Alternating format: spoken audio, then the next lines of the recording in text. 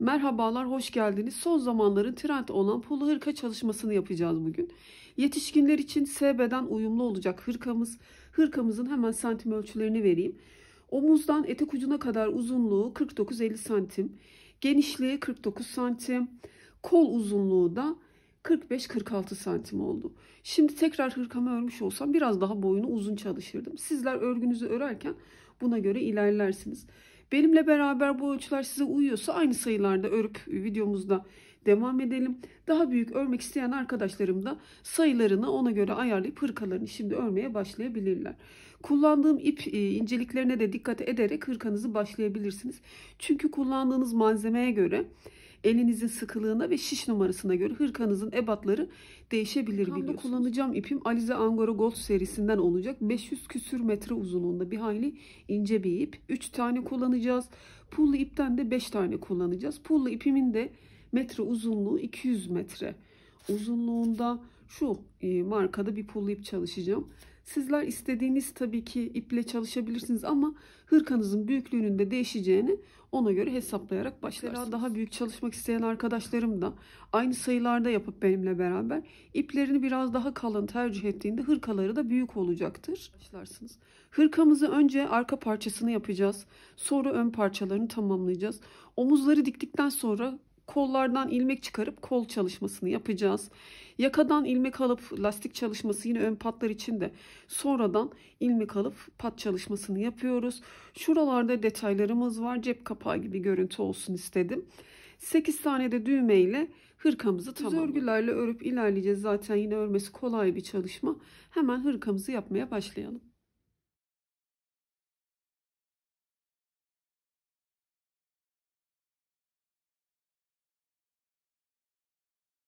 Örgümde kullanacağım şiş numaram 4 olacak. Sizler elinizin sıkılığına göre 4,5'la da örüp ilerleyebilirsiniz. Eğer eliniz sıkıysa, yani ördüğünüzde örgünüz sıkı bir şekilde düşüyorsa 4,5'la örmenizi tavsiye ederim. Benim elim sıkı olmadığı için, biraz daha gevşek olduğu için 4 numarayı tercih ettim. Bununla örgümü ilerleyeceğim. İplerim de bu arada söyleyeceğim, markalar bütün videolarımda olduğu gibi reklam veya işbirliği değil. Örgünüzü benimle kıyaslayabilir diye ya da aynı şekilde örmek isteyen arkadaşlarım için ip bilgilerini bu nedenle veriyorum. İplerim de hırkamın çok kalın olmasını istemediğim için, çünkü 2 kat yaparak öreceğiz pul ipimiz ve normal ipimizle beraber. Dolayısıyla normal ipimi de ince olanı tercih ettim. Pul ipimde de aynı şekilde. Aslında Alize Superlan'ı klasikleme örsem diye düşündüm. Sonra Alize Angora Gold'a karar verdim. Çünkü bu bir hayli ince bir ip. Metre uzunluğu 550 metre uzunluğunda. Buradan anlayabilirsiniz. Rengiyle ilgilenen arkadaşlarım da 543. Pullu ipimde de yine aynı şekilde ince olmasını istedim. Ve ayrıyeten de pullarının biraz daha iri iri değildi. Küçük küçük kibar, zarif durmasını istediğim için sonucunda beğendim aslında pullu ipimde. Hem biraz ince olsun hem pulları küçük olsun dediğimde de 200 metre uzunluğunda Zümrüt Punto adında pul ipi tercih ettim. Bunda renk numarası yazmıyor.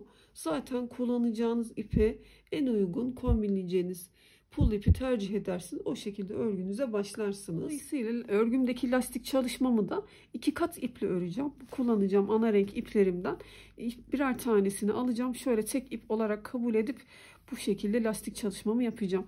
2 tane ipimin içinden şöyle iplerimi çıkardım. Ya da tek ip kullanarak hem üstünden hem içinden çıkararak şu şekilde bir hayli ilerletiyorum ipimi. 2 ipi bir ip olarak kabul ediyorum şimdi. Bununla lastik çalışmama başlayacağım. Ben arka tarafı çalıştım, ilerledim. Burada arkadaki yaptığım sayıları ve uzunluğu sizin için paylaşacağım. Öncelikle şu ön ilmeklerim için tam 45 tane ilmek atacağım. Şiş numaram dediğim gibi 4 numara. 4 numaralı şişime şu şekilde biraz uzattıktan sonra 45 ilmek atıyorum. Bildiğiniz şekilde örgünüze başlayabilirsiniz. Bu hiç fark etmez. 45 ilmeğimizi şişimize atalım. Bir ters bir düz lastik çalışmasıyla başlayalım. 45 ilmeğimi attım. Şurada ipimi bağlıyorum.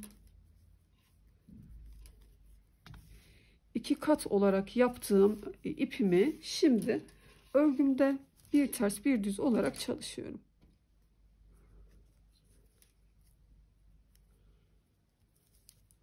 düz, ters, düz, ters. Bu sıralamayla sıramızı öreceğiz.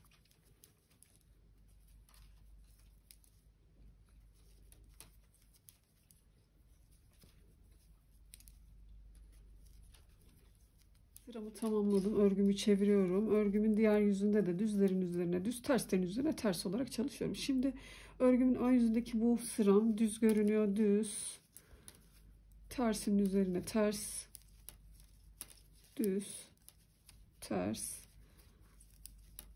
Bu klasik bir ters bir düz lastik çalışmamızı 8 sıra öreceğiz.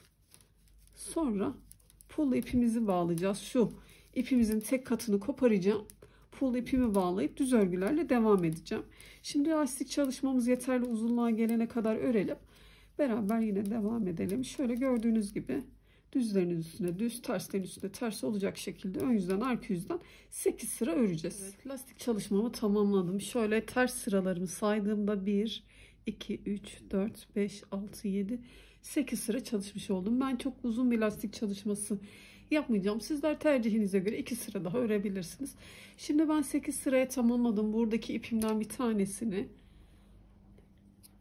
kestim. Ve pullu ipimi bağlıyorum.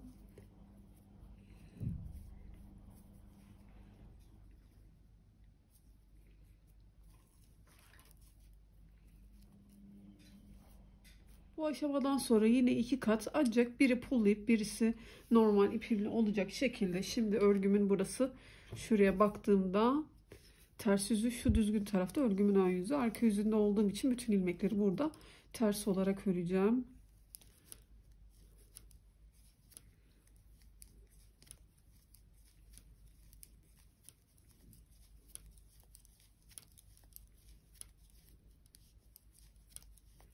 Sıramızı ters örgüyle tamamlayalım. Arka yüzünden bütün ilmeklerimi ters olarak ördüm. Şimdi ön yüzündeyim.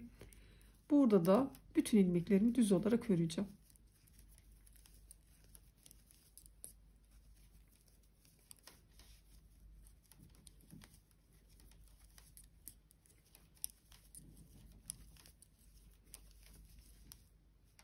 Bütün ilmeklerimi düz olarak ördüm. Şimdi örgümün arka yüzündeyim.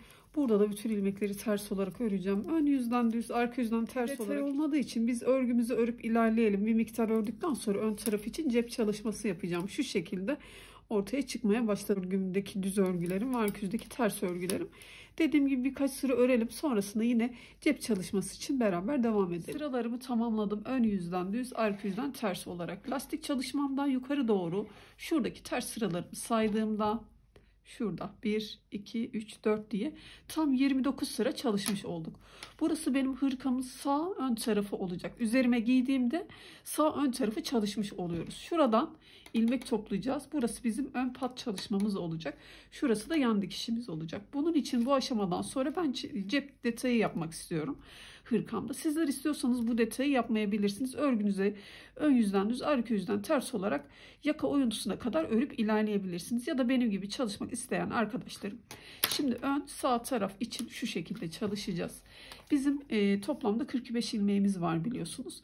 Şimdi ön pat olacak yerde 15 ilmek öreceğim. Sonra cep çalışması için 19 ilmeğimi ayrı bir şişte bekleteceğim. Ve yan dikişe doğru da 11 ilmeğim olmuş olacak. Kalan 11 ilmeğimi öreceğim.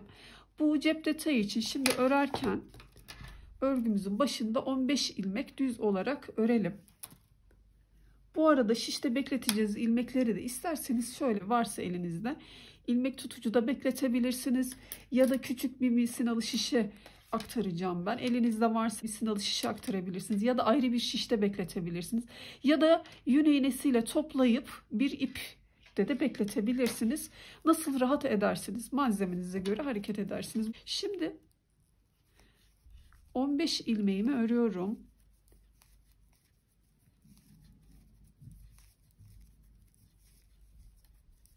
...15 ilmeğimi ördüm. 2, 4, 6, 8, 10, 12, 14, 15. Bu sıradaki 19 ilmeğimi ayrı bir şişe alıp bekleteceğim. Aktaracağım onu hiç örmeden. Olduğu gibi boş olarak 2, 3,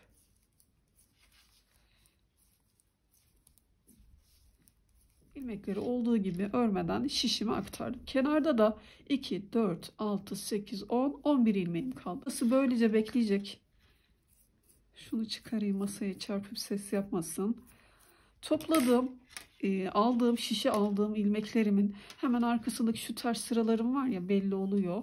Her birinden ilmek çıkaracağım şimdi. Çünkü 45 ilmeğimi koruyarak örmeye devam etmem gerekiyor. Şu şekilde buradan ilmek çıkarıyorum. Her bir ilmeğimin tam ters olan şu ipimin içinden çıkarıyorum.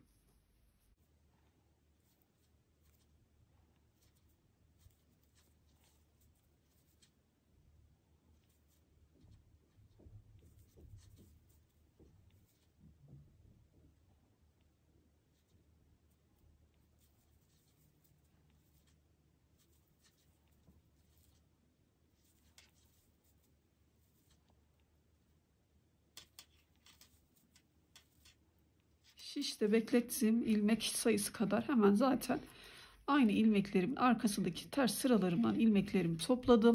Aynı şekilde 19 ilmeğimi ve bu şişimdeki buradaki misinalı şişimde bekleyecek benim bu ilmeklerim.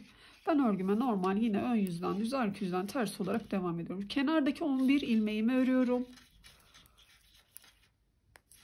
Başka bir detay yok. Sadece ilmeklerimi ayrı bir şişe aktardım. Şu anda bekliyor. Örgümüzü bitirdikten sonra oradaki lastik çalışmasını yaparız. Yine bir detay olmadığı için arka yüzden ters, ön yüzden düz olarak bizler örgümüzü bir miktar örelim. Zaten örgümüzde kol oyuntusu yok. Hiç kol oyuntusu yapmadan örüp ilerliyoruz. Arka tarafta da yine aynı şekilde yaptım. 90 ilmeğimi hiçbir değişiklik olmadan yeterli uzunluğa gelene kadar örmüştüm. Şöyle ilmeklerinizi alış şeklinize göre düzeltip örebilirsiniz. Şimdi bana ters geldiği için şu şekilde örüyorum ben. Ön yüzden hiçbir değişiklik olmuyor zaten. Sizler örgünüze göre arka yüzden ters, ön yüzden düz olarak yeterli uzunluğa gelene kadar örelim. Yine beraber devam edelim. Hırkamdaki ön parçam için ben örerek ilerledim ve yaka oyuntusu için yeterli uzunluğa geldim. Bunun için şu lastik çalışmamdan itibaren yukarı doğru ters sıralarımı tek tek saydığımda 95 sıra çalıştım. Santim olarak ölçeceğim hemen şimdi. Buradan lastik çalışmamın bitimine kadar ölçtüğümde de 41 santim çalışmış oldum. Genişliğine bakalım. Düz örgüler olduğu için kıvrılıyor. Şöyle düzelterek bakıyorum. 26 santim, 26,5 santim arası da genişliğimiz olmuş oldu. İlmekleri misinamda beklediğim yerden itibaren ölçtüğümde de şu aradaki boşluğumda 14 santim çalışmış oldum. Şimdi burada örgümün ön yüzündeyim. Yakası için hırkamın oyuntu yapacağım. Sizler kendi örgünüze göre hırkanın boyunu biraz daha uzun tutmak istiyorsanız 2 santim daha ördükten sonra yaka oyuntusuna başlayabilirsiniz. Ama ben çok uzun bir hırka çalışmayacağım. Hırka kadar kısa değil ama yine böyle bel hizasında bitecek bir hırka çalışması olacak. En son santim ölçülerini ölçtüğümde ve şu haliyle de siz kendi örgünüze veyahut kıyafetinizle ölçersiniz. Ona göre karar verirsiniz. Dediğim gibi sizler daha uzun veya kısa çalışabilirsiniz. Yaka oyuntusu için buradan ilk 6 ilmeği keseceğiz. Bildiğiniz gibi kesme tekniğini uygulayabilirsiniz. Ben şöyle 2 ilmeği bir aldım. Kestim. Sonra tekrar şişime taktım. Yine 2 ilmeği bir alıyorum. Şişime taktım. 2 tane eksiltmiş oldum. 2 3 4 5 ve 6 ilmek kesmiş oldum. 45 ilmeğimden 6 ilmek kesince şu an şişimde 39 tane ilmeğim kaldı. Bu kalın ilmekleri düz olarak örüyorum. Örgümün arka yüzünden de hiçbir kesme yapmadan yine olduğu gibi örüyorum. Bu arada kol oyuntusu yapmadan öreceğimizi söylemiştim. Dümdüz örerek ilerledim bu aşamaya kadar. Şimdi sadece burada yaka oyuntusu yaptık. Başta 6 ilmeğimi kestim. Kalan ilmeklerimi düz olarak örüyorum. Arka yüzden de ters olarak öreceğim bütün ilmekleri. Sonra yine örgüme başlarken kesme yapacağım.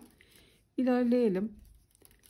Tekrar örgümün ön yüzündeyim. Başta 6 ilmeğimi kestikten sonra düz örgülerle ön yüzden ördüm. Arka yüzden ters örgülerle ördüm. Tekrar örgümün ön yüzünde bu defa başta 4 ilmek keseceğim. 1 2 3 4 ilmeğimi kestim. Kalan ilmeklerimi yine düz olarak örüyorum. Arka yüzden de ters olarak örelim. Tekrar örgümüzün ön yüzüne geçelim. Yine kesmeye devam edelim. Sıralarımı tamamladım. Ön yüzden arka yüzden tekrar örgümün ön yüzündeyim. Şu an şişimde 35 tane ilmeğim var. Bu defa örgümün başından 2 ilmek keseceğim. 2 ilmeğimi eksilttim. Çok birden bir oyuntu vermek istemiyorum. Böyle baştan 6 sonra 4 şimdi 2 ilmek kestim. Kalan ilmeklerimi düz olarak örüyorum. Arka yüzden de yine tersi olarak örelim. Örgümüzün ön yüzüne geçince bu defa bir şurada ilk 2 ilmeği alarak bir tane ilmek eksiltmiş olacağız. Bir keserek örmeye devam edeceğiz. Tekrar örgümün ön yüzündeyim. 2 4 6 8 10 12 14 16 33 ilmeğim var. Bu 33 ilmeğimden ilk ikisini kesiyorum ve 32 ilmeğe düşmüş oldu. Kesmemi düz olarak yaptım. Bir tane ilmek eksilttiğim için. Omuz için 30 ilmeğimiz kalana kadar şurada bir keserek ilerleyelim.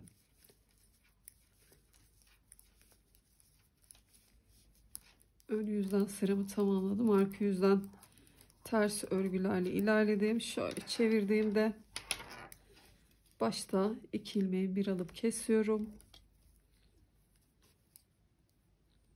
Düz örgülerle devam ediyorum. Bazen katı açılıyor, onu düzeltiyorum.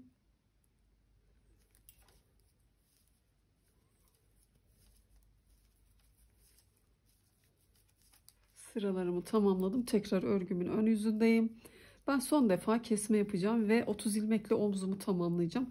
Sizler yakanızın biraz daha açık olmasını istiyorsanız yine 1-2 sıra daha kesmeye devam edersiniz bir.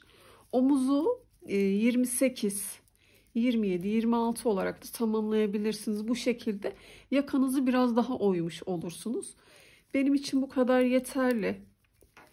30 ilmeğimizi şimdi hiçbir detay olmadığı için ön yüzden düz, arka yüzden ters olarak birkaç sıra örelim. Sonra bütün ilmekleri keseceğiz. Ön parçamızı tamamlamış olacağız. Kaç sıra kaç santim ördüğümüzü söyleyeceğim. Ön taraf için kesmeleri tamamlamış oldum ben yakadaki. Devam edelim şimdi. Ön çalışmamı tamamladım. Ölçtüğümde benim örgüme göre 50 santim çalışmış oldum. Uzunluğumuz 50 santim olmuş oldu. Şimdi en son 30 ilmekle biz devam etmiştik. Bunu sanıyorum şuradan belli oluyor. En son kesme yaptığım yerden itibaren yukarı doğru saydığımda 2, 4, 6, 8, 10, 11, 12 sıra örüyoruz. Ondan sonra bütün ilmekleri kesiyoruz. Ters sıralarımı saydığımda şu lastikten yukarı ters sıralarımı saydığımda tam 118 sıra çalışmış oldum. Santim olarak da toplamda 50 santim çalışmış oldum. Sizler de yine dediğim gibi tercihinize göre hırkanızı daha uzun çalışabilirsiniz. 50 santim benim için yeterli. Burada ilmeklerimi keselim. Ters sıralarımı 118 sıra diye saydığımda bir sıra fazla söyledim. 117 sıra ördüm. Onu düzelteyim. Sizin örgünüze göre de 1-2 sıra fazla olur, eksik olur. Bu sonucu çok değiştirmez. İlmeklerimi kesiyorum. Bildiğiniz şekilde kesebilirsiniz ilmekleri. Bütün ilmeklerimi kesmiş oldum. İpimi biraz uzun bırakacağım dikişte kullanmak için. Tabi burada 2 kat ipimiz var. Pul ipimi hemen şöyle kısa bırakacak şekilde kesebilirim. Dikişte kullanacağım yer şu ipimi biraz daha uzun bırakacağım.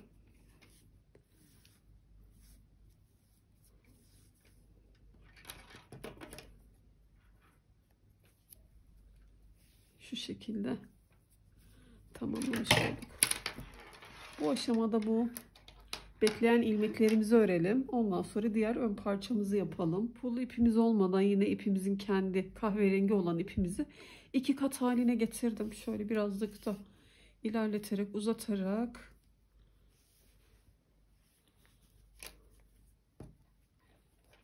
örmeye başlayacağım.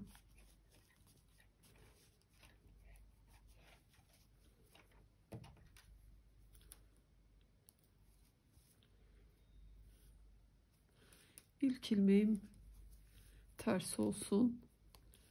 Hemen lastik çalışmamıza başlayalım burada. Ters olarak aldım ilk ilmeğimi. Yanındaki ilmeğim düz, ters, düz olarak bu şişimde bekleyen 19 ilmeğimi örüyorum.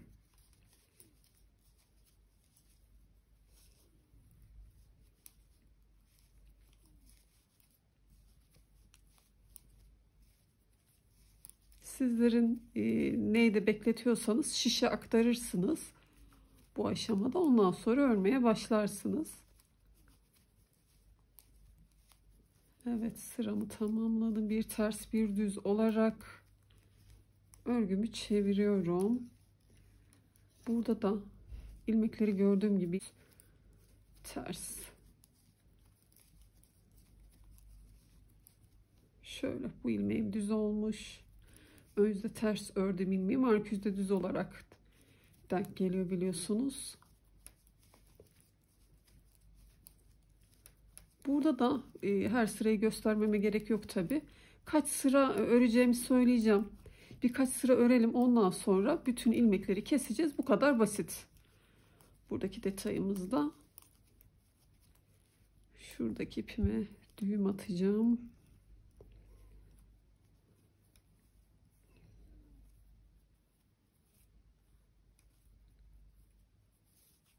Ön yüzden, arka yüzden, düzlerin üstüne düz, terslerin üstünde ters olacak şekilde çalışalım. Sonra tekrar gelelim. Şimdi birkaç sıra ördüm. Örgümün şöyle çevirdiğimde arka yüz olarak kabul ettiğim için burada geçerken keseceğim ilmeklerimi. Bakalım kaç sıra örmüş oldum. Dibinden itibaren şöyle ters sıralarımı saydığımda 1, 2, 3, 4, 5, 6, 7 sıra çalışmış oldum. Ve şöyle çeviriyorum. Bütün ilmeklerimi kesiyorum.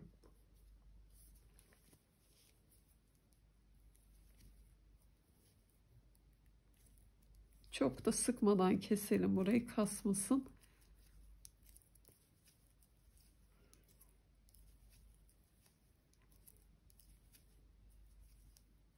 İlmeklerimi kestim. Şimdi yan taraflardan minik dikişle sabitleyeceğiz. İsterseniz şöyle aşağı doğru katlayıp da yan taraflardan dikebilirsiniz ya da şu şekilde benim gibi de dikebilirsiniz. Şu kestiğim düzgün hat ön yüzde görünmesini istediğim için bu şekilde dikeceğim. Şuradaki kalan ipi de sonradan içine alıp temizleriz. Katlıyorum. Biraz da ipi uzun bıraktım dikişte kullanmak için.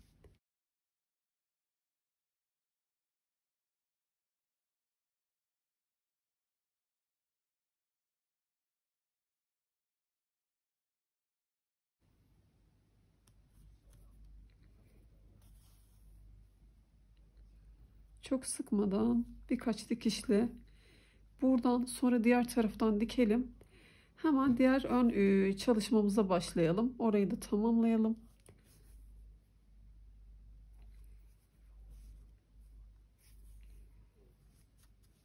Dikişlerimi yaptım. Zaten buraya da bir düğme çalışacağız. Çift katına dikerek tamamlayacağım. Şimdi bu parçamız bizim tamam. Burası hırkamızda sağ taraftı biliyorsunuz. Üzerimize giydiğimizde sağ taraf olarak hırkamızın bu parçası. Şimdi sol tarafını da aynı sayılarda aynı şekilde şuradaki cep detayına kadar ben çalıştım, ilerledim. Ne yaptık? 45 ilmeğimizi, şişimizi attık. Bu 2 kat ipimizle 8 sıra lastik çalışmamızı ördük.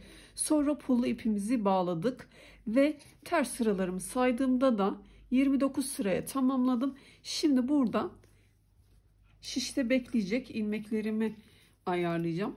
Şurası simetrik bir şekilde çalışacağımız için şöyle göstereyim. Şurası bizim yan dikiş olan taraf olacak. Ortadaki 19 ilmeğim de bekleteceğim ilmeğim olacak. Şu tarafa doğru da şu ipimin bağlı olduğu yer, ön pat çalışmam için ilmek toplayacağım yer. Şurası benim ön kısmım hırkamda. Burası benim hırkamın sol tarafı olacak. Şimdi buradan 11 ilmek örüyorum.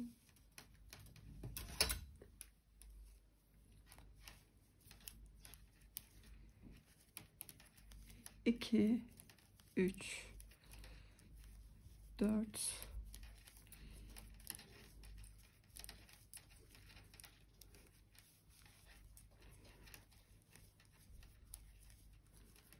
11 ilmeğimi ördüm. 2, 4, 6, 8, 10, 11. Sıradaki 19 ilmeğimi hiç örmeden böylece boş olarak bekletmek istediğim bir şişe aktarıyorum. İlmeklerimi şişime aktardım. Burada da 2, 4, 6, 8, 10, 12, 14, 15 ilmeğim var. Sıradan devam ediyorum. İlmeklerimin arkasındaki duran şu ters sıraların içinden her bir sırayı takip ederek atlamadan tekrar ilmek çıkarıyorum.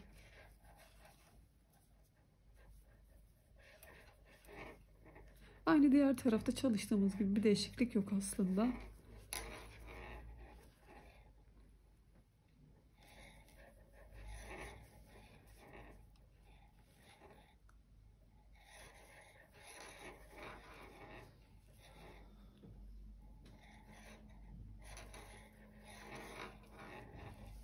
Evet, ayrı bir şişte beklettiğim ilmek sayısı kadar, yani 19 ilmek aynı şekilde çıkardım ve örmeye devam ediyorum. Şişimdeki 15 ilmeğimi örüyorum. Bu aşamadan sonra ön yüzden düz, arka yüzden ters olarak örüyoruz. Yaka oyuntusu için yine beraber devam edeceğiz. Gerekli uzunluğa gelene kadar bizler ön yüzden düz, arka yüzden ters olarak örelim. Ben örgümde ilerledim. Sıralarımı tamamladım. Şimdi yaka oyuntusu yapacağımız aşamaya geldik. Diğer tarafta kaç sıra yaptıysanız, kaç santim ördüyseniz yine bunu da o aşamaya geldiğinizde yaka oyuntusunu çalışacağız. Simetrik bir şekilde olmasını istediğim için örgümün bu tarafında kesmeler yapacağım. Daha önceki bu parçamda burada kesme yapmaya başlamıştım. Ben bu parçamdaki önümdeki sıralarım lastikten yukarı doğru, ters sıralarımı saydığımda biliyorsunuz 95 sıra olduktan sonra kesme yapmaya başlamıştım. Yine aynı şekilde burada da 95 sıra ördüm. Tabii ki bu tarafa doğru ilerlemem gerektiği için kesmem burada olacak çünkü. Bir sıra daha örmüş oldum. 96 sıra çalıştım bu parçayı da. Şimdi buradaki kesmeleri yapacağız. Bunun için biliyorsunuz önce 6, sonra 4, sonra 2, sonra 1, 1 olarak omuz kısmında 30 ilmeğimiz kalana kadar kesmeleri yapmıştık. Yine aynı şekilde çalışacağız. Bu sefer örgümü ters yüzünden geçerken yapacağım bu çalışmayı. Başlıyorum. İlk 2 ilmeği aldım, kestim. Tekrar kestiğim ilmeği şişe taktım. Dediğim gibi siz bildiğiniz teknikle kesmelerinizi yapabilirsiniz. 6 tane keseceğiz. Birinciyi kestim. 1, 2, 3, 4, 5, 6 ilmeğimi kestim. Şimdi kalan ilmeklerimi ters olarak öreceğim. Diğer tarafta da bütün ilmekleri düz olarak öreceğim. Yine örgümün başına geldiğimde 4 ilmek keseceğim. Bu iki sırayı örelim. Buradan ve diğer taraftan. Tekrar kesmeyi beraber yapalım. Sıralarımı tamamladım. İlerledim ters örgülerle, sonra diğer taraftan düz örgülerle sıramı tamamladım. Tekrar örgümün başına geldim. Bu defa 4 ilmek keseceğim. 1, 2, 3, 4. Şimdi örmeye devam ediyorum. Ters örgülerle sırayı tamamlıyorum. Tekrar şu başa geliyorum düz örgülerle. Bu defa 2 ilmek keseceğiz. O aşamaya kadar gelelim.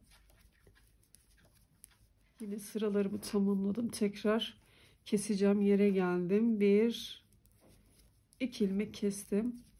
Kalan ilmekleri örüyorum. Arka taraftan da düz olarak ördüğümde Bu noktaya geldiğimde bir bir keserek ilerliyorum. Şişimde 30 ilmeğim kalana kadar. Bu detayları tek tek göstermeme gerek yok. Sizi de sıkmak istemiyorum. Videoda uzamasın. 30 ilmeğimiz kalıyor. Sonra diğer ön parçamızı ne kadar uzunlukta ördüysek yukarı, şu lastik çalışmasından yukarı doğru sıraları sayarak yine o aynı uzunluğa gelip oyuntusunu vererek bu ön çalışmamı da tamamladım. Diğer tarafta olduğu gibi aynı sayılarda çalıştım. Şu lastik çalışmamdan sonra ters sıralarım yukarı doğru saydığımda 117 sıra olunca bütün ilmekleri kestim. Santim olarak da ölçüsünü vermiştim zaten. Diğer tarafta söylemiştim bitirdiğimde. Şimdi burayı da tamamladığımıza göre buradaki cep detayını yapalım. Şöyle kaydırdım. İpimi bağlıyorum buradan. Bir ters bir düz olarak örgümü çalışıyorum. Bunu da 7 sıra yapıyoruz. Diğer tarafta yaptığımız gibi. Düz, ters,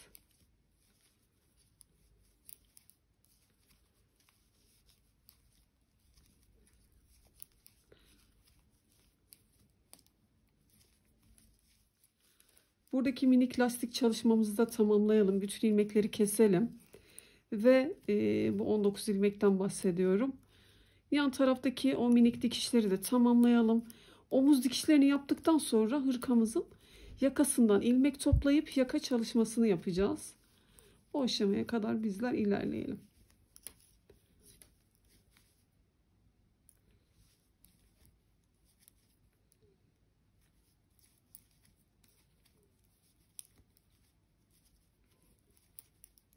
Buradaki lastik çalışmamı da tamamladım. Biraz sonra dikimini yaparım.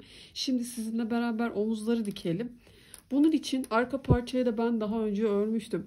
Arka parçamızı da nasıl yaptık? Hemen göstereyim. Hırkamızın arkası için şişimize 90 tane ilmeğimizi attık. Yine aynı şekilde ipimizi çift kat yaptık ve aynı önde olduğu gibi 8 sıra lastik çalışmamızı ördük. Sonra hiçbir eksiltme artırma yapmadan, kol oyuntusu da yok zaten, bu 90 ilmeği yeterli uzunluğa gelene kadar yaptık. Bunu da ters sıralarımı lastik çalışmamdan yukarı doğru saydığımda 110 sıra olacak şekilde yaptım. Ön taraf biraz daha uzun oldu biliyorsunuz. Çünkü omuzları diktiğimizde enseye oturması şu arka detay diye önler biraz daha uzun oldu. 7 sıra fazla yapmış olduk ön tarafı yani. Arkamızı da lastikten, şuradaki lastik çalışmamdan yukarı doğru da ters sıralarım 110 sıra olacak şekilde yaptım. Tabi dediğim gibi toplamda o hırkanızın uzunluğunu siz kendi tercihinize göre ayarlayabilirsiniz. Şimdi santim olarak ölçüsünü vereyim. Tamamen bu şekilde çalıştım. Zaten ön tarafı yaparken nasıl ördüğümüzü gördük. Lastik çalışmamızı yapıyoruz. Sonra çift kat tabii ki. Çift katın bir ipimizi koparıyorduk. Pullu ipimizi bağlıyorduk. Yine ön yüzden düz, arka yüzden ters olarak arka çalışmamızı tamamladık. Santim olarak da baktığımda ters sıralarımı saydığımda dediğim gibi 110 sıra.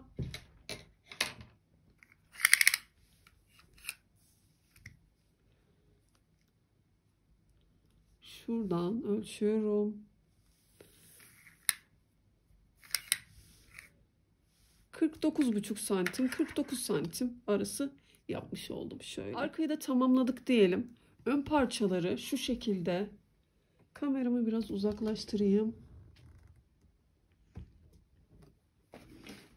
Omuzları dikmek için örgümüzün düz yüzleri içeri bakacak şekilde ön parçaları da böyle yerleştirdim. Tabi yaka çalışmamız şöyle ortaya geliyor. Omuzları da denk getirip dikeceğiz. Klasik, çok kalın olmayan bir dikişle omuzları birleştireceğiz. Şu tarafı diktim ben. Şöyle gördüğünüz gibi. Bu kalan ipleri, şunları içinden geçirdim zaten. Şimdi kesebilirim. Buradaki ipi de şöyle içinden geçirirsiniz iğne yardımıyla. Ondan sonra keserek temizlersiniz. Bu tarafı da karşılıklı denk getiriyorum. Dikmeye başlıyorum.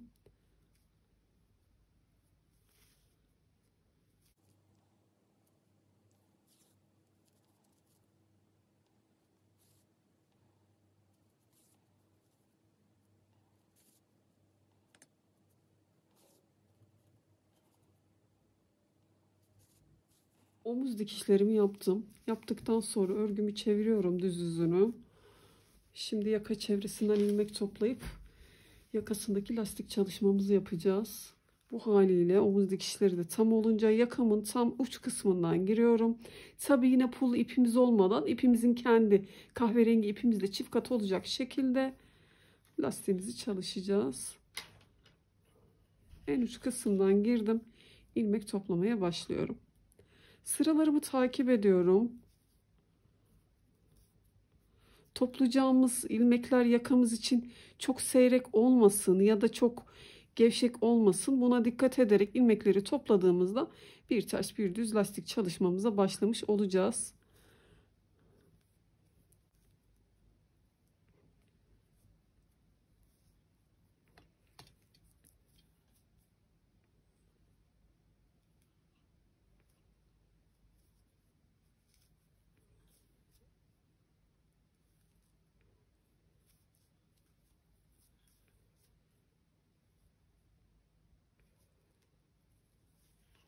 Şöyle kontrol edelim. Her sıramızın içinden batarak ilmeklerimi çıkarıyorum. Şuradaki delik gibi görünen yerden girmeyelim. Hemen onun yanındaki yerden batıyorum ki oradaki delikli görüntü kapansın. Sırayı takip ediyorum. Muntazam yerlerden girerek ilmeklerimi topluyorum aslında. Bir zorluğu yok.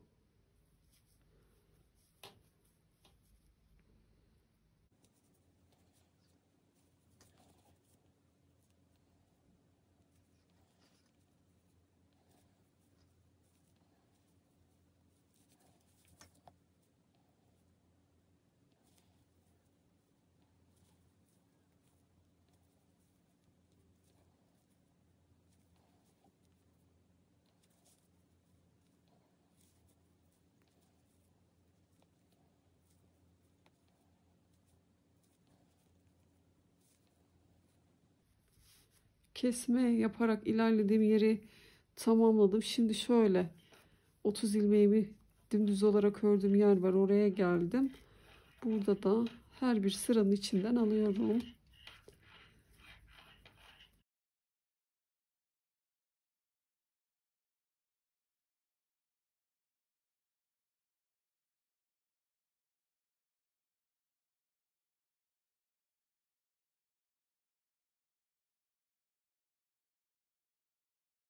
Dikişli olan yerden girmeye çalışıyorum.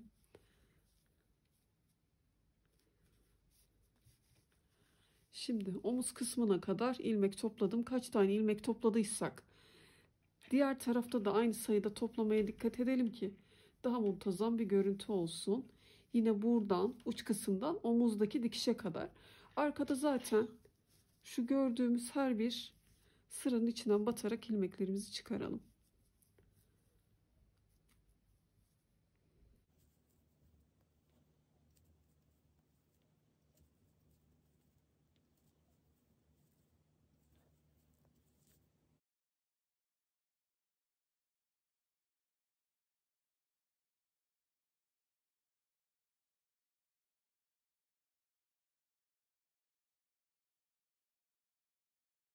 Yaka çevremden bütün ilmekleri topladım.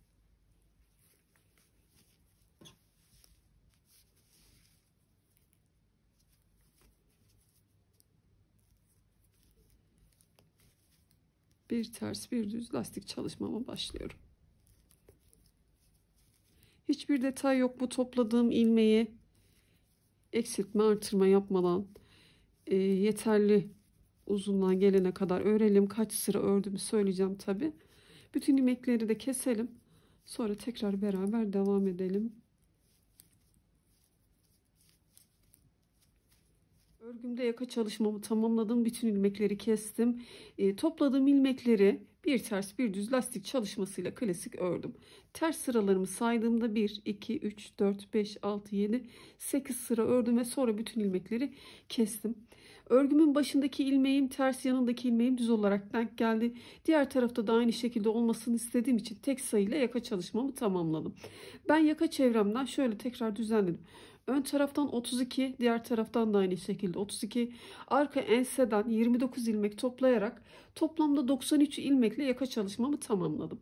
Şimdi bu sayı bir standart değil aslında. Sizin örgünüze göre birkaç ilmek fazla veya eksik toplayabilirsiniz. Bu şekilde tamamlayabilirsiniz.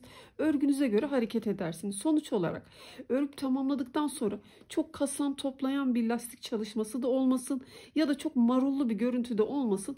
Bu şekilde düzgün bir görüntüyü elde ettiğinizde sonuç tamamdır. Şimdi ön tarafta pat çalışması için ilmek toplayacağız. Bunun için bu taraftan başlayacağım. Bu kısımda da ilik çalışacağız aynı zamanda. Hemen şöyle ön taraftan ve lastik kısmının en uç kısmından başlayarak ilmeklerimi toplayacağım.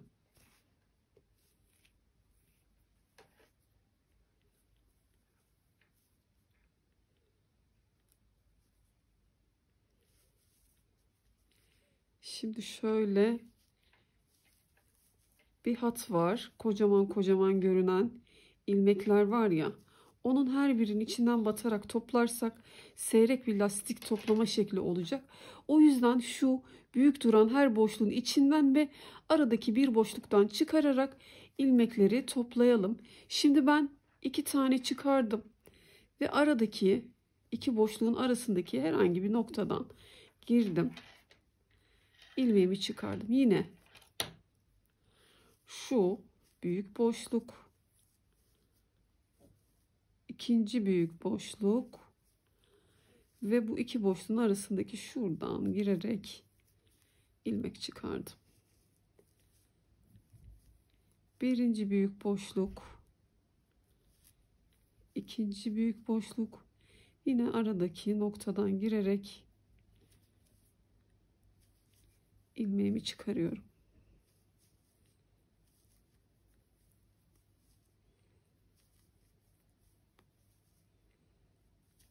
Aradan girdim, ilmeğimi çıkardım.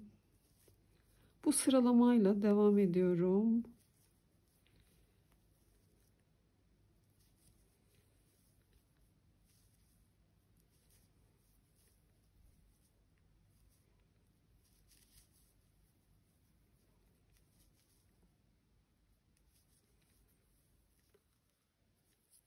İlerledim.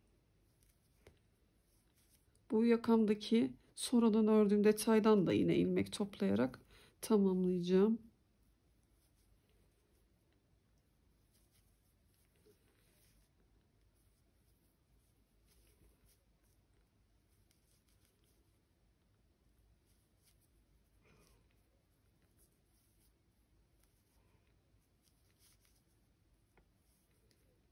Burada da aradan giriyorum yine.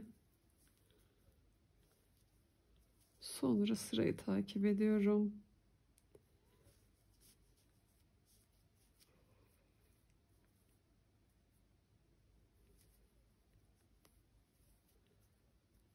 Tamam, ilmeklerimi çıkarmış oldum. Burada yine ben ilmekleri saymama gerek yok. Sizler örgünüze göre, tabii ki belki de örgünüzün boyu ya daha kısa ya da daha uzun. Ona göre ilmeklerinizi çıkarırsınız.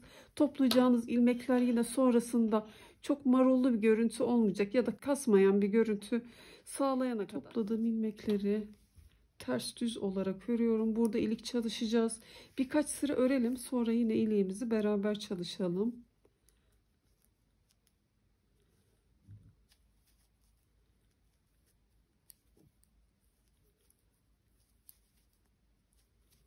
Ters, düz, ters, düz. Örgümüzün ön yüzünden, arka yüzünden lastik çalışması yapalım. İlikte yine beraber devam edelim.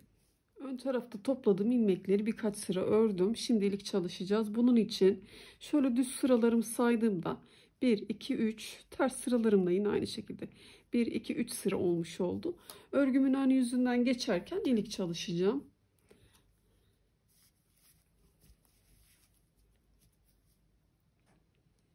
Düz, ters, 7 ilmek örüyorum.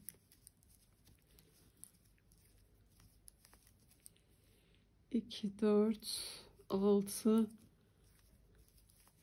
7 ilmeğimi ördüm. Şişime şöyle bir doladım. Sonra düz ilmeğim denk geldiği için düz olarak kesiyorum. İlmeğiniz nasıl denk geliyorsa, doladıktan sonra tersi görüyorsanız yanında ters olarak kesebilirsiniz. Sıralamayı bozmadan örmemiz bizim için yeterli. Şimdi birinci iliğimi çalışmış oldum. Birinci iliğimden sonra 1,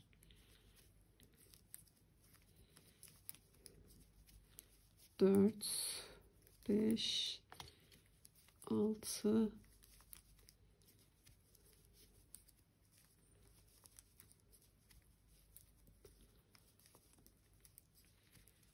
12, 13 ilmek ördüm. 2 ilmek arasında 13 ilmeğimiz olacak. Doladıktan sonra bu kestiğim ilmeği de sayıyorum. Doladıktan sonra 2, 4, 6, 8, 10, 12, 13 ilmek ördüm. Yine şişime şu şekilde doladım. Yanındaki ilmeği düz olarak kesiyorum.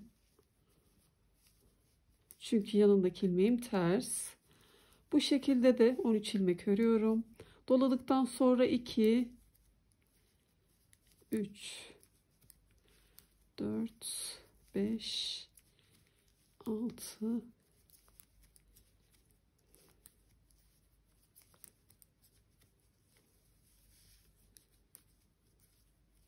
11, 12, 13 ilmek ördüm. Sıralamamı bozmadan lastik çalışmama devam ederek şişime bir doladım.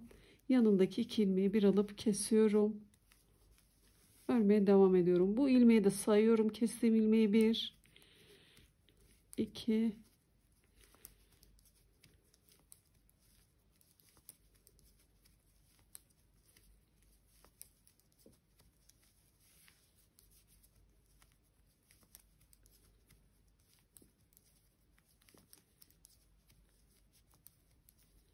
13 ilmeğimi ördüm. Şimdi burada bir şey söylemek istiyorum. Sayıların bir standardı yok aslında. Şöyle ki ön pattaki çalışmamda ben 85 ilmek toplamıştım. Bu sayı sizin örgünüze göre değişebilir. Birkaç sıra fazla veya eksik olabilir. Ben kendi örgümde bu uzunluğa göre 85 ilmek topladığımda da ve 6 ilik çalıştığımı hesapladım. Arada da 13 ör 1 dola şeklinde yaptığımda eşit bir şekilde iliklerimi çalışmış olacağım. Sizler örgünüze göre belki 5 ilik çalışırsınız ya da 7 ilik çalışırsınız. Ona göre aradaki ilmekleri ayarlarsınız. Bunun bir standardı yok dediğim gibi. Örgünüzün boyutuna göre ve topladığınız ilmek sayısına göre ön patlardaki ona göre iliklerinizi dağıtarak aradaki ilmek sayısını da ayarlayarak pat çalışmanızı yapabilirsiniz. İlmeğimi ördüm. Şişime bir doladım. 2 ilmeği bir alıp kesiyorum. İlik çalışmış oldum. 13 ilmek örüyorum. Bu doladıktan sonra bu kestiğim ilmeği de sayıyorum. 1, 2, 13 ilmeğimi ördüm. Şişime doluyorum. 2 ilmeği bir alıp kesiyorum. Ve şişimde kalan ilmeklerimi örüyorum. Bu kestiğim ilmeği de saydığımda 7 tane ilmek örmüş olacağım.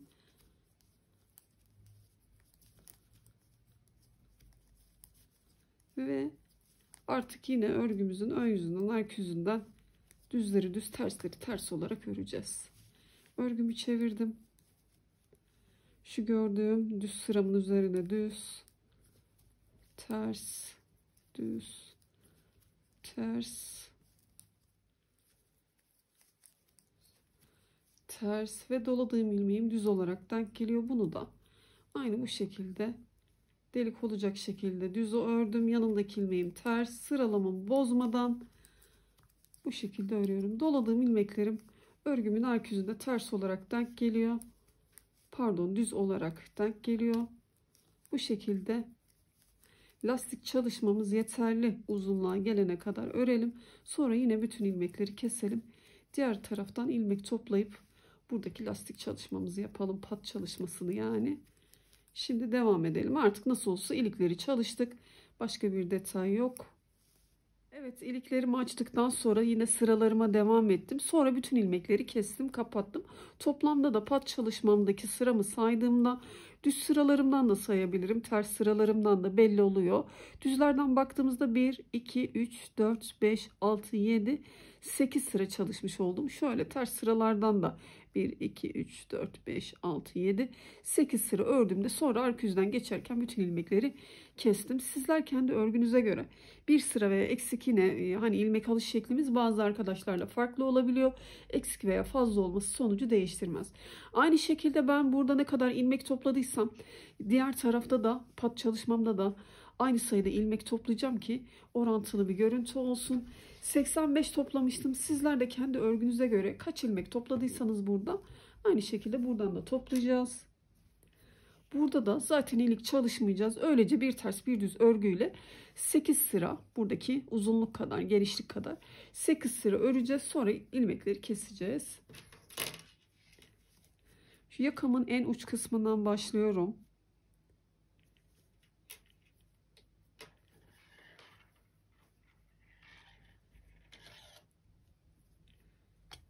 İpim yine çift kat tabii ki.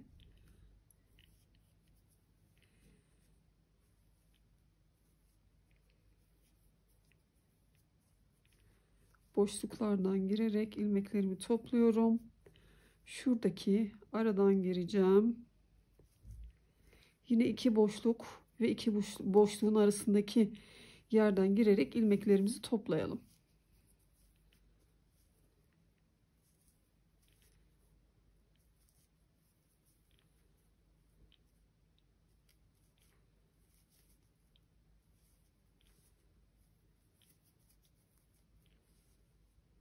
Şu aradan alıyorum yine.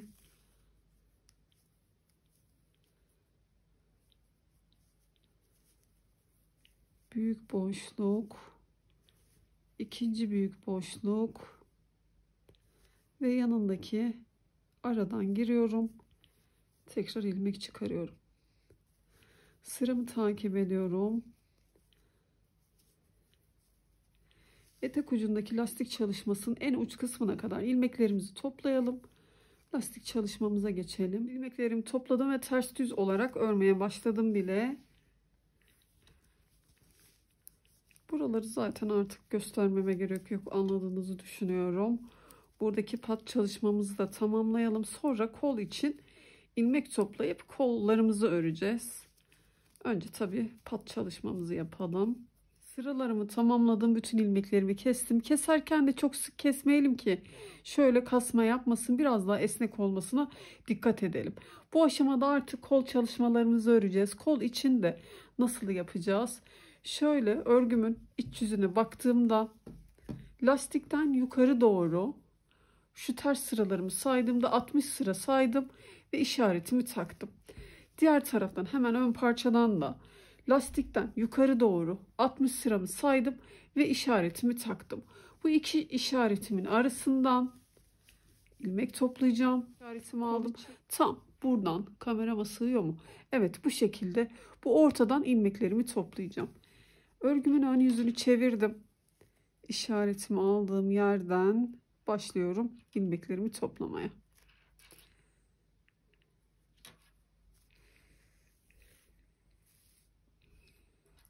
Tabii yine pullu ipimiz ve normal ipimizle iki kat yaparak bedeni ördüğümüz gibi kolumuzu öreceğiz.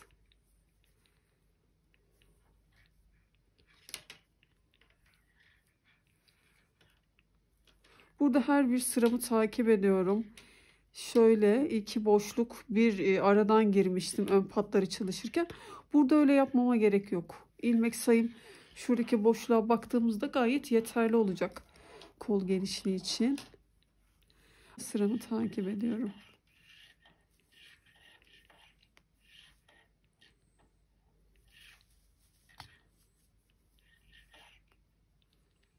Şuradan ilmeğimi çıkarıyorum. İlerledim. Omuz dikişime kadar saydığımda tabii kendi örgüme göre bu sizin kendi çalıştığınız hırkaya göre sayılar değişebilir. Ben 35 ilmek çıkardım. Arka tarafta da işaretimin olduğu yere kadar 32 ilmek çıkarmayı düşünüyorum. Çünkü ön taraf hırkamızı örerken biliyorsunuz 7 sıra uzundu. Dolayısıyla ön taraftan ben 3-4 ilmek fazla çıkardım. Şimdi işaretime doğru ilerliyorum. Şuradaki omuzdan itibaren oraya doğru da 32 ilmek çıkaracağım. Sizler kendi örgünüze göre ilmek sayısını ayarlarsınız. Toplamda 65-70 ilmek arası çıkarırsanız yeterli olur kol için. Zaten bilek kısmına doğru ara ara kesmeler yapacağız kolumuzu örerken. Onun için sizler kendi örgünüze göre, büyüklüğüne göre ayarlarsınız dediğim gibi. 65-70 ilmek arası uygun olacaktır. İşaretimin olduğu yere kadar ilmeklerimi topladım. Ben toplamda 67 ilmek çıkarmış oldum. Şimdi örgümün arka yüzünden ters örgülerle ilerleyeceğim. Bir miktar bu 67 ilmeğimi yaklaşık 20 sıra ön yüzden, arka yüzden olduğu gibi öreceğim. Hiçbir eksiltme yapmadan. Sonra örgümü sağında solunda birer ilmek eksilteceğim. 65 ilmeğe düşmüş olacak. 15 sıra öreceğim. 2 ilmek daha eksilteceğim. Örgümün bilek kısmına doğru 57 ilmekle kol çalışmamı tamamlayacağım.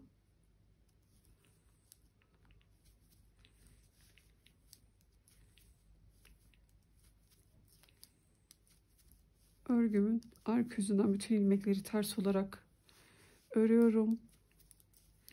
Sırayı tamamlayalım. Sıramı tamamladım. Örgümü çevirdiğimde de burada ön yüzden düz, arka yüzden ters olarak bir miktar öreceğiz. Sonra dediğim gibi ben diğer kol çalışmamı yaptım. Onun üzerinde anlatayım size. Kol çalışmasını yaptıktan sonra yan dikişlerimizi yapacağız tabi bu arada. Şöyle diğer taraftan da ben, şurası benim örgümün arka tarafı. Yukarı doğru 60 sıramı saydım. Sonra işaretimi taktım. Ön taraftan da yukarı doğru 60 sıramı saydım. Yine işaretimi taktım. Ve örgümün ön yüzü bende olacak şekilde ilmeklerimi topladım. Burada topladığım ilmekleri şu şekilde 67 ilmeğimdi. Bir miktar ördüm. Sağında solunda kesme yaptım. Şöyle göstereceğim. Sağında solunda kesme yaptım. İlmeklerim 65 ilmeğe düştü. Şöyle yaptığımda gözüküyor mu? Evet. Şöyle bir miktar ördükten sonra sağında solunda kesme yaptım. Yine 15 sıra 16 sıra örerseniz yine sağında solunda kesme yapıyoruz.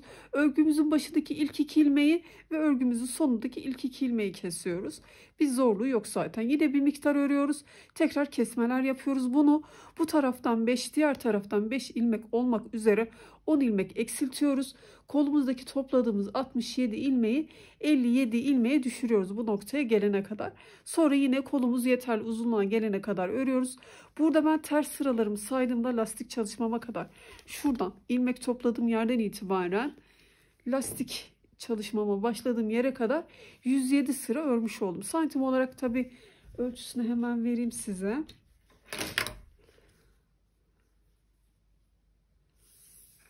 Lastik çalışmama kadar 42,5 santim örmüş oldum. Lastikle beraber de örgümüz 45 santim olmuş oldu. Şöyle koltuk altına kadar ölçtüğümde de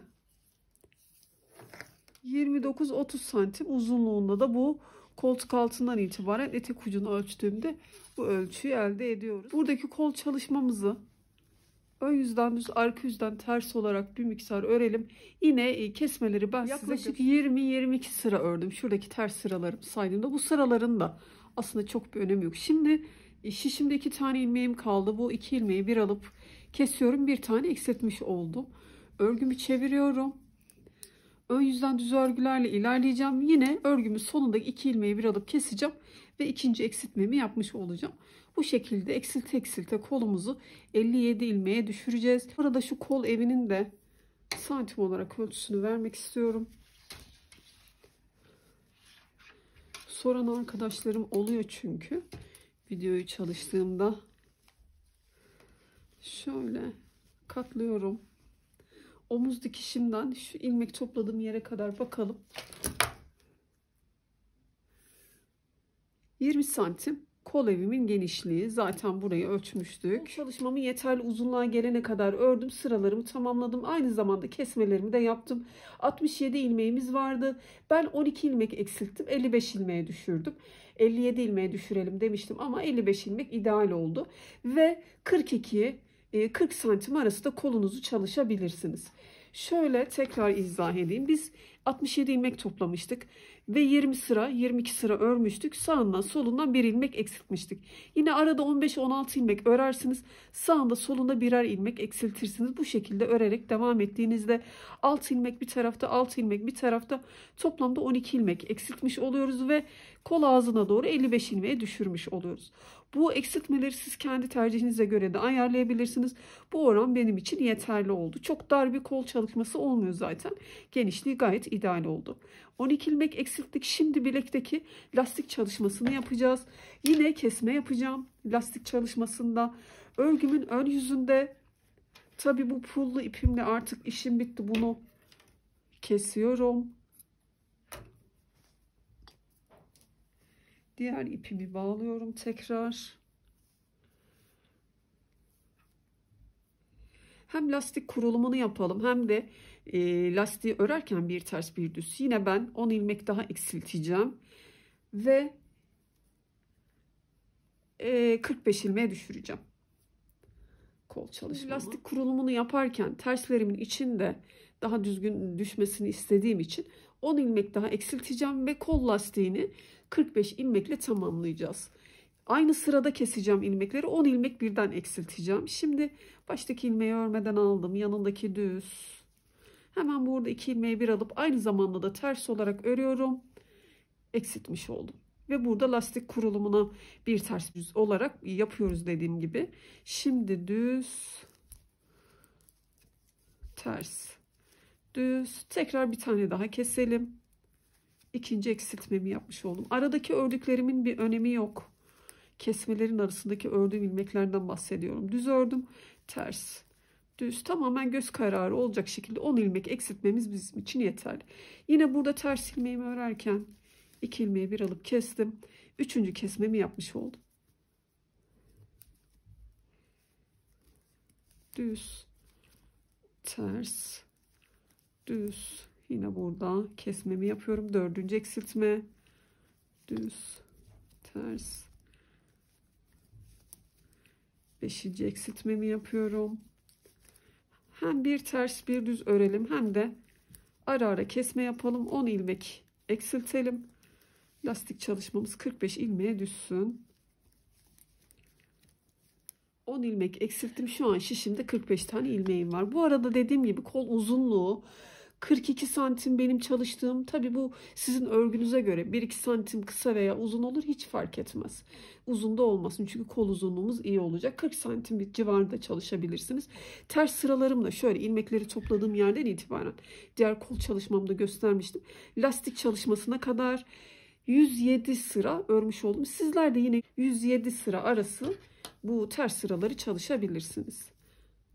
Kendi kıyafetinizi ölçerek de buna karar verebilirsiniz. Şimdi örgümün arka yüzüne geçtim. Düzlerin üstüne düz, terslerin üzerine ters olarak lastik çalışmama devam ediyorum.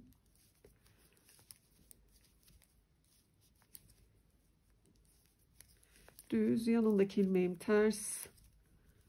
Lastik çalışması da yeterli uzunluğa gelene kadar yaklaşık 7 sıra öreceğim.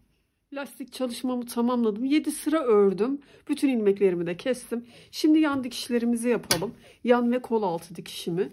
Örgümü tersini çeviriyorum. Şöyle karşılıklı denk getiriyorum. Hırkamın yan dikişi şöyle ki yan taraftan zaten ipimi biraz uzun bırakmıştım. Bu iple şöyle yan dikiş ve sonra kol altı dikişini geliyorum, buradan dikiyorum. Dikişimi yapmış oluyorum. Bu detayı yapalım. Sonra düğmeleri dikelim. Burayı göstermeme gerek yok. Bildiğiniz gibi nasıl rahat ediyorsanız hırkanızı yan ve gelip bu şekilde koltuk altından itibaren diktiğinizde dikişlerimizi yapalım. Sonra düğme dikimiyle devam edelim. Dikişlerimi tamamladım. Düğmelerimizi de dikelim. Buradaki düğmemizi de beraber dikelim. Hırkamdaki kullandığım normal bebek ipimle tam cep çalışmasının, lastik çalışmasını ortalayarak şuradan düğmemi dikeceğim.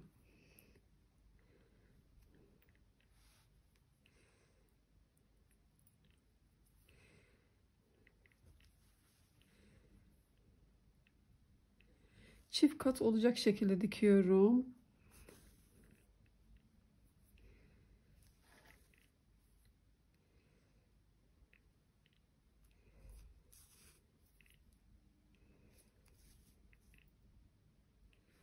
Buradan da geçiriyorum iğnemi.